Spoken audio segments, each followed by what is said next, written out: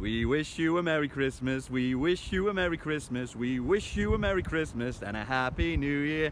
All right, Reds, all around the world, it's Duts here for Kofferat, and Kofferat is a year old. Let's just go straight in, two-footed, and talk about Virgil van Dijk. Virgil van Dijk does not know how to read the game. He doesn't know how to read the game at all. He is the game. He is the game. End of. He is the greatest centre-half this football club has ever seen. And we've had players like Hansen and Lawrenson and big Sammy Ipia, but this guy is insane. He is a back four on his own. You can put me mum, me dad, and Robbie Sutton next to Virgil van Dijk, and he will carry them through any match. What a day.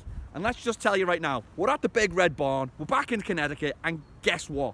In Connecticut today, it is National Jamie Vardy having a party down the Palace Day. That's what it is. It's been christened every year. This day will be forever known as the Jamie Vardy having a party down the Palace Day, because Liverpool rock up and we take on Wolverhampton Wanderers. And let's be honest, they're newly promoted to the league. They were phenomenal last year in Division 1. They've been promoted, and this team is a proper footballing team. But guess what happens when proper football teams play Liverpool? We play proper football and we get the job done time after time after time. Unbelievable. So we rock up, we play Wolves. It's a fantastic game. First 20 minutes, both teams are going at each other end to end. And Liverpool, with this defence of Virgil van Dijk next to Lovren, James Milner, the legend, takes the place of Klein at right back. Robbo, let's be honest, what a player. Robbo, left back. Our midfield can be any midfield. It can be any. We never know what midfield we're playing. Goes with Fabinho and Jordan Henderson as a 2. With a little bit of vile, Kyle, and class in relation to Bobby Firmino as more of an attacking centre mid. Just playing behind the main striker, Mohamed, Ahmad, Bruce Lee, Salah, and then Mane on one side and Naby Keita on the other. Naby Keita likes to come from the outside and bring himself in the inside of the field. So Liverpool, like I said, really feel our way through the game, and we do a fantastic job of stopping Wolverhampton Wanderers score. And listen, they have probably more chances in this game than any team that I've seen play against Liverpool this season. They really do create a lot of chances in the final third, but they just lack the quality of a, let's be honest, a £200 million player in relation to Mohamed Salah. I think if he was on the end of those chances, they'd have scored a few goals against Liverpool there. But the spine, the players he's brought in, particularly Alisson Becker, whose positioning is on another planet. I mean, Wolves probably have 4 or 5 great chances to score goals, and another player, another bit of quality might have slotted those. And again, you know what? Against a lesser goalkeeper, Karius, Mignolet. You know what I mean? Like I said, Kofferat's like a year old, and a year ago I was stood next to the Big Red Barn up in Connecticut, and I was slagging off Mignolet, I was slagging off Karius. We've got the legend in goal, but his positioning is fantastic. The shots that they have don't look good because Alisson is in the right position. You add Virgil van Dijk to that. You add Fabinho to that. And then you add Salah to that. My God, the spine of that team is insane. It's incredible. And then you can really put anyone around that. But then when you've got the likes of James Milner, the legend that is James Milner, number 7 on his back, he's playing right back. Come on. Gives Klein a rest. Obviously, Klein went through the mill beating the Manx. Yeah, we beat the Manx. And Robinson's a machine. Robinson will run all day. This probably wasn't Robinson's best game for Liverpool, let's be honest. He made a couple of errors, gave away a couple of sloppy passes, but they should have scored when he slips on the ball in the second half. I'm having a boss day, by the way. It's Christmas. Liverpool are 4 points top of the league, baby. 4 points top of the league. We fell into this trap a couple of seasons ago, didn't we? I remember dancing in my bathroom with a Liverpool towel behind me, dreaming about winning the championship. 1990. We haven't had a taste since 1990. So the fact that we are Christmas top of the league, and the only thing is, the only team not to win the league, top of the league at Christmas, is the mighty Reds. We all remember the commentary, right? It's up for grabs now, Thomas! And then Mikey Thomas scores, does some sort of strange flippy celebration at the Annie Road end, and Liverpool lose 2-0 to Arsenal. But I don't want to put a damn squid on this video, because we're going to play Arsenal in a couple of days. And guess where I'm going? We've gone from New Jersey to New York to Connecticut. And tomorrow we go to Boston, and we fly from Boston to Ireland, from Ireland to the motherland of Liverpool via that horrible toilet Manchester, which it'll be pissing down, let's be honest. It doesn't rain in the rest of the country, but always in Manchester, no matter what the day is, in the rest of the country, it's pissing down in Manchester. That's why all the Mancs are miserable all the time, because they come from Manchester and the weather's already miserable like the Mancs. And then to Liverpool. And I will be taking my son to his first ever game. Me and Cooper will be rocking up into the Kop, sitting next to the legend that is Super Kev, and we will be watching the match. And I just found out today that my main man Armbo has got a ticket, so Armbo will be coming to the match with us. I can't wait. It's going to be awesome. It's going to be the best Boxing Day ever. And then guess what happens a few days after that? Paul has only got me a ticket to go and watch Liverpool play against Arsenal in the new main stand that I've never seen, because I haven't been home for a couple of years. I haven't been back since the Olympics, nearly going on 6 years.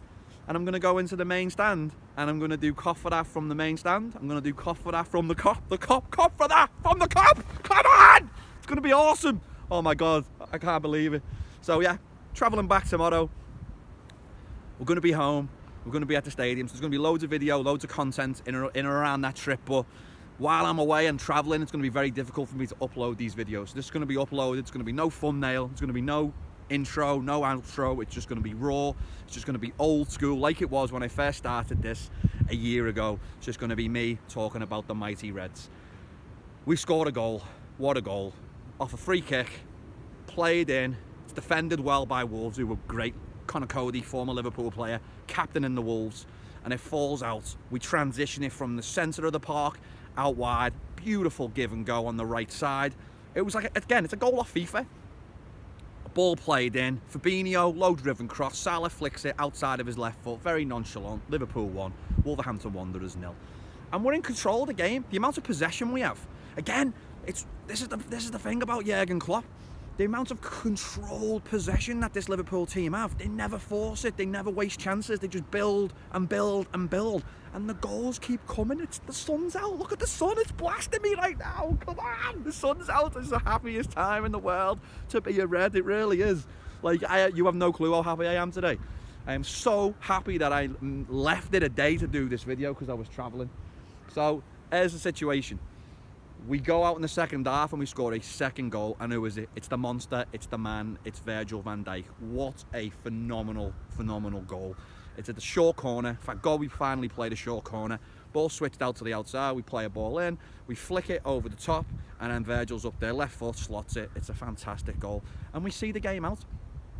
And really, we're not bothered. Like I said, the 4 or 5 chances that Wolverhampton Wanderers have are all defended very well. They're defended very, very well.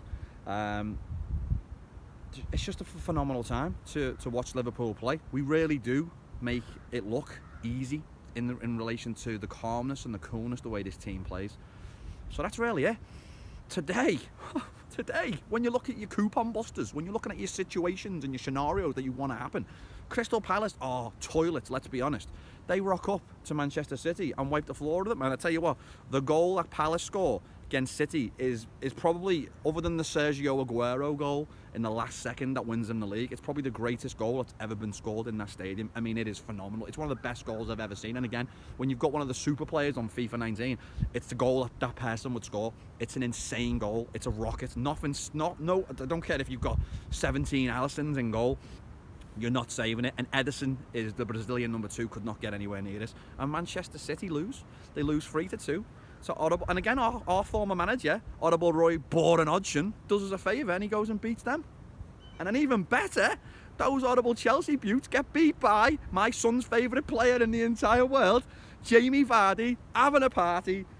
Unbelievable. And Chelsea lose. So when you think about a day and a weekend that couldn't get any better, when you think about a team in relation to Liverpool Football Club that are sitting top of Christmas, when you think about the most perfect scenario ever, I'm going home with my family and I'm going to go enjoy watching the mighty Reds play not once but twice. I'm going to see Rafa Benitez stood on the same sideline as Jurgen Klopp while sat next to one of my best mates in the whole world in the Kop, the place I love more than any place in the world other than the Marine Lake at West Kirby, and my beloved Adderbrook football pitch, which was taken from me when I was around 14. They ended up building houses on it, long story short, but it's kind of where I grew up, on the back of the football pitch down the Adderbrook with all my mates, the likes of Paul Bunton, Stephen Goodwin, Paul Goodwin, Paul Armbruster, Robbie Sutton, graced those fields as kids. We were just all out there, and Andrew Beecher, those type of friendships that you never ever want to get rid of, and they're friends and they're in your life forever. So I'm going to be home with all my friends. I'm going to go see me Liverpool. I'm going to be able to take my family around, show them the Beatles, show them the tower, the Radio City Tower, go and see Pete Price. It's going to be absolutely the greatest Christmas ever, and it's even going to be even more special because Liverpool are top of the league. Liverpool, top of the league. And for all those Geordies, E-I-E-I-E-I-O, top of the Premier League we go. Can't wait for Newcastle, can't wait for Arsenal. This has been Duts, this has been Cough for That. If you like the fact that Liverpool are top at Christmas, put a like on the video. If you like the fact that I'm coming home, put a like on the video. If you just like life in general, put a like on the video. Subscribe to the channel, turn on notifications, that way you never miss a video, because it's going to be crazy with me travelling. And follow us on Facebook, Cop for That. Cop for That Wolverhampton Wanderers. Cop for That Manchester City. Cop for That Chelsea. What a time to be a Red. Alright, you'll never walk alone. Ta-ra from Connecticut, ta-ra from the big red barn. Ta-ra for now, ta-ra.